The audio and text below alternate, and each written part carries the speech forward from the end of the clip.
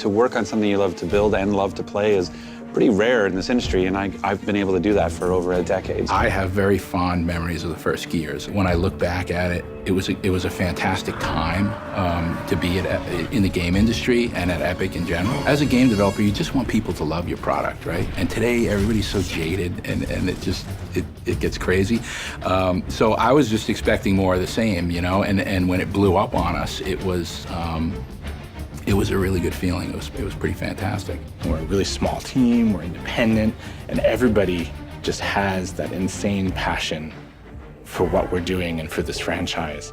And to be able to focus on that and have it be successful, before I knew it, 10 years of my life had gone by. I started back in 2005 when I took over as the Microsoft producer for Gears of War, and then I joined Epic Games and became the producer for Gears of War, and then I took care of it all the way through Gears 1, 2, and 3, and now I'm back working on the next Gears of War. And making a Gears of War game is not something you do instantaneously. It takes years to do. So how do we kind of bring the franchise back to the fans? That Gears of War 1 experience that was 9 years ago now, how do we bring that to Xbox One and do it as quickly and as efficiently as possible, but again, having a huge impact by upping the visuals, upping the audio to 7.1, 1080p, 60 frames. It's a way to kind of re-engage with the franchise and move to that next platform, because the next Gears is coming. There just aren't that many examples of a franchise that's so uniquely associated with a console like Gears is with Xbox. Having Rod with his background both at Microsoft and at Epic, I think will be critical to